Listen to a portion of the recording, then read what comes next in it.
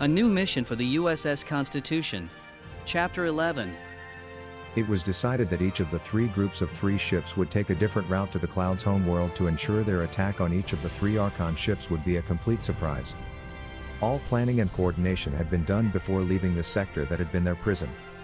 All clocks were synchronized, all star charts identical and set in ship's computers, all attack routes established, and appearance around the Cloud's homeworld set to a specific date, hour, and minute. Before entering the attack space, all weapons ready, primed and staffed. Admiral Yellowtooth called all the captains and ordered, "Take the next 10 minutes, and pray to your deity for success over the devil's spawn that called themselves the Archons." David called, "Tall, ship-wide, please. Now hear this, this is the captain. Admiral Yellowtooth has asked that each of us take 10 minutes to pray to our deity for victory. He called the Archons the devil's spawn, and rightly so, to have sacrificed so many lives to gain their ends. So, if you have a deity, pray. Captain out."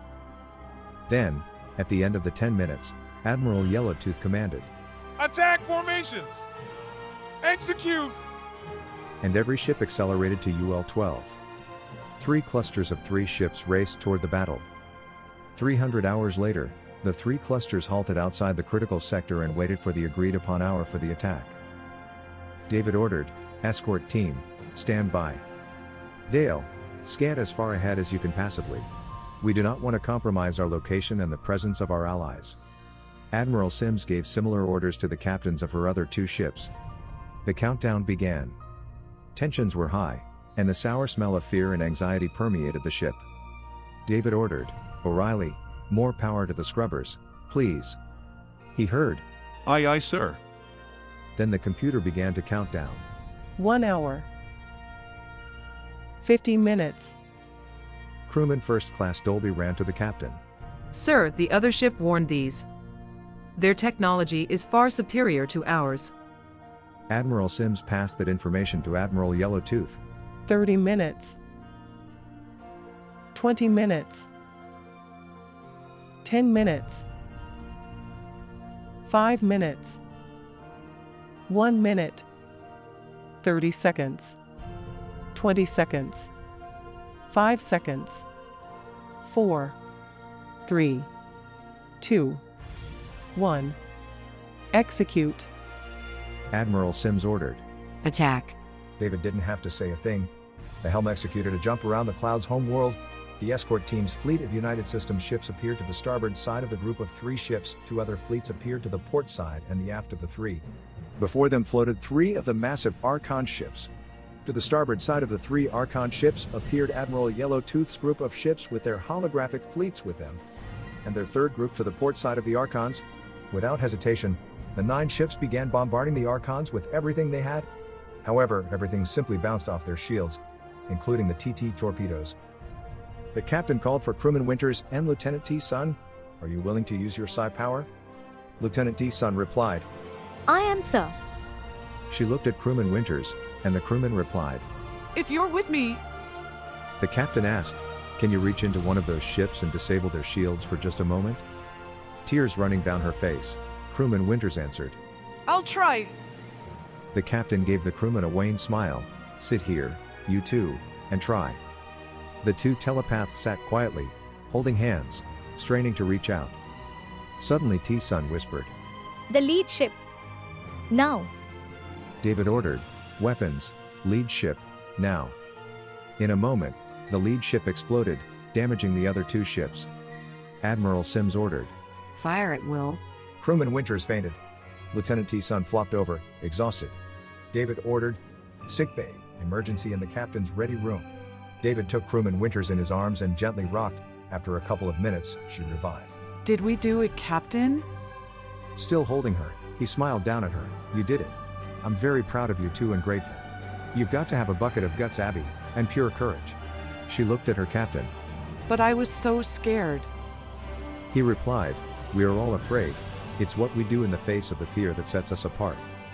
You are a very courageous member of our crew." "Thank you." She stood, smiling through her tears. "Thank you, sir." And she turned and left with Lieutenant T. Sun.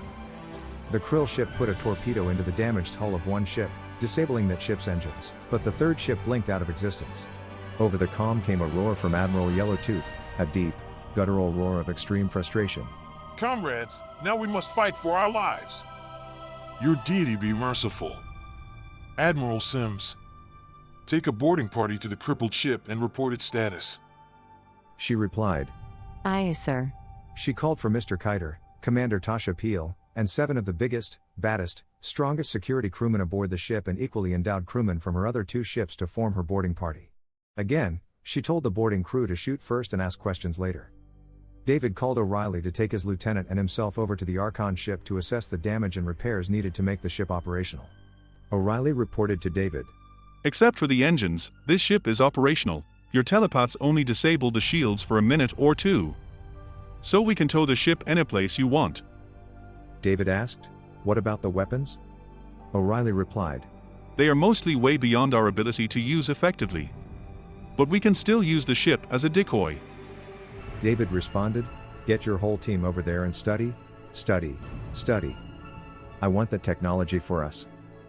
Admiral Sims parceled out the few living prisoners among the 9 ships and dragged their captain before Admiral Yellowtooth.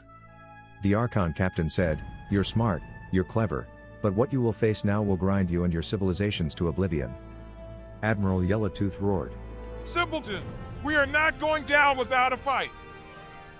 Number 1. Take this thing to the brig, but keep it away from the others. There was a prisoner riot aboard the Krill ship. Not one Krill was injured, but there were no survivors of the Archons. The news spread among the prisoners, and it became a threat to keep the Archons in line, be a problem or trouble, and we will transfer the troublemaker to the Krill brig.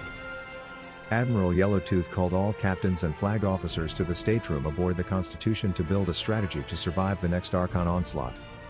Then Dale's voice came over the comm. Captain, we have company. Company from the planet's surface.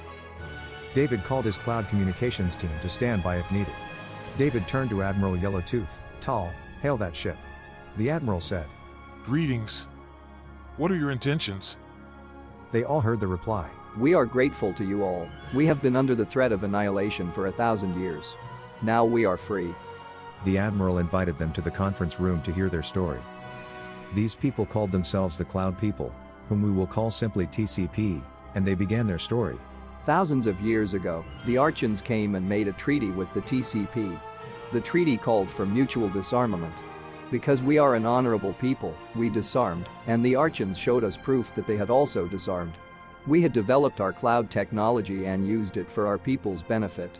The cloud is a curative for many different ailments, and we have used it successfully for many years. When the Archons learned of the cloud technology, they asked to study it, and we agreed. The Archons were never able to use the cloud technology in any way, but they found that organic matter was adversely affected by contact with the cloud. Over hundreds of years, the Archons changed from a benevolent civilization to a domineering people to a race consumed by avarice, discontent, and joylessness, a people bent on enslaving the galaxy. They threatened us with annihilation if we didn't do as they commanded. They forced us to use our cloud technology to enslave other civilizations. They would destroy our world, civilization. The ships you destroyed or crippled have hovered over us now for 1,000 years. We came to you in the only vessel we have capable of space travel. The Archons will retaliate for what happened here today. When, where, and how, we do not know. But be assured it will happen. With your help, we will build our defenses to ensure our cloud technology will never again be used for evil. The 10 civilizations worked tirelessly to draft a treaty and agreement of trade and mutual respect for a fortnight. At the end of that time, all 10 members agreed to present the draft to their respective governments and press for ratification. One thing that seemed to have slipped their minds was the Archons. A very high probability existed that the Archons would retaliate because of the mixed fleet's victory. David spoke, these Archons are a cowardly bunch. I don't think they have the guts to attack this fleet. I believe that they will attack our unsuspecting worlds. We really need to warn our people. David turned to the TCP representatives, a question, have you got star charts that can help us get home? They replied, Yes, we do.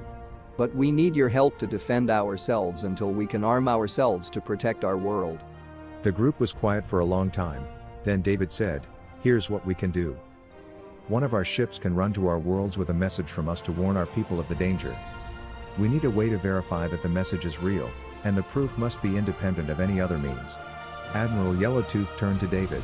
Captain Stevens, you have the fastest ship in our fleet. Will you take on the mission you have suggested? David replied, Aye, aye, Admiral. Each captain here must prepare the message to their people. We must have the star charts, with the precise location of the home world and in that precisely where the messenger must be delivered. The TCP representatives immediately provided the star charts, and each captain gave the information needed to deliver their warning. It was decided that one officer from each ship would have the warning and be the proof of its reality. Each officer had been provided a copy of the draft treaty to present to their governments along with the warnings. Each officer was given a cabin on the Constitution and instructions on the use of the facilities aboard the ship. The fleet captains, Admiral Yellowtooth, and their crews gave the Constitution a 21-gun send-off, and the mission began in earnest. David assigned crewmen with experience in engineering to augment the regular engineering crew because the engines were going to be pushed harder than ever before. O'Reilly assigned full maintenance crews to service the engines continually while the ship was in motion and double crew while the ship was stationary. David asked O'Reilly, "What speed do you think we will be able to maintain?" His reply was, A little more than UL-18. David ordered, "Hank, the nearest civilization. Helm UL-18. Execute." Hank said over his shoulder. Cavarishan homeworld, 4 days, sir. David just nodded, then called the Cavarishan officer, "Larry, please tell him we will be at his home world in 4 days." Stella turned. Captain, UL-18 and 1/4 more. Again, David nodded. Many strange things happen in space, especially between star systems, and even more strange things at speeds beyond the speed of light. The sensors registered many things which seemed to pace the Constitution, not interfering with the ship, just observing. These phantom objects seemed to accompany the ship for a while, then move away, only to be replaced by another. The Constitution had experienced this phenomenon before, but not as many phantom objects as they were on this mission. On the third day away from the mixed fleet, Hank turned to David. We're going to arrive at the Cavarishan homeworld in 2 hours, sir. David was surprised. 2 hours? Hank replied. It's that extra quarter UL, sir. David ordered, "Larry, inform the Cavarishan officer that he should be ready in 2 hours. We will meet him in the teleporter room in an hour and a half." The Cavarishan officer was successfully teleported to his home world. Then the Constitution left for the next world. After leaving the Cavarishan home world, they encountered a Krill battle cruiser. The battle cruiser challenged the Constitution, but the Krill officer convinced the captain of the battle cruiser of the urgency of their mission. He transferred to battle cruiser and allowed the Constitution to continue to the next target world. Admiral Yellowtooth's lieutenant entered the bridge. Captain, our home world is guarded by automatic defensive weapon systems. Please allow me to communicate with my superiors on our world. David replied, "Okay, but you must convey the urgency of our mission." They waited for 10 minutes, then David called O'Reilly. "I need to teleport an officer around shields, sensors, and weapons." "Can do?" O'Reilly responded. Aye, sir. Meet me in the teleporter room. David turned to the officer. "Let's go. I'm going to teleport you to your headquarters. How you fare is up to you." The officer nodded. O'Reilly was crawling out from the teleporter control console in the teleporter room. We're all ready to go. The officer stood on the teleporter pad and faded away in the usual cloud of swirling glittering particles. After a few minutes, the officer reported that he had arrived safely and had reported to his superior, and they were free to continue. The next stop was the Quasine Federation, a species of ultra-strong bipeds, not unlike a bear. As the Constitution raced to the target civilization, they were fired upon by an Archon ship. Of course, the enhanced shield of the Constitution protected the ship against any casual damage. Still, the Archons had even more advanced weaponry than the mere laser fire the ship had initially encountered. David told Lieutenant Commander Stevens to sheer away from the Archons and drive toward the Quasine Federation, UL-18+. The bridge crew turned to look at their captain. Larry voiced the crew's question. "We're not going to fight." David replied, "I would like nothing better, but our mission is more pressing than satisfying our egos. Continue course and speed." Everyone on the bridge nodded their head in agreement with their captain. David went on, We'll get our chance after we warn the civilizations of our allies. The Quasian officer was teleported to his world, and the Constitution continued her mission. The next stop is the Fornady Association, an insect-like people similar to the krill. As they approached the Fornady Association's home world, they were challenged by a Fornady battleship. The Fornady officer attempted to communicate with the battleship to no avail. The officer then asked David, "Captain, will you teleport me onto the bridge of that ship?" The teleport, having been successful, the Constitution was permitted to continue her mission.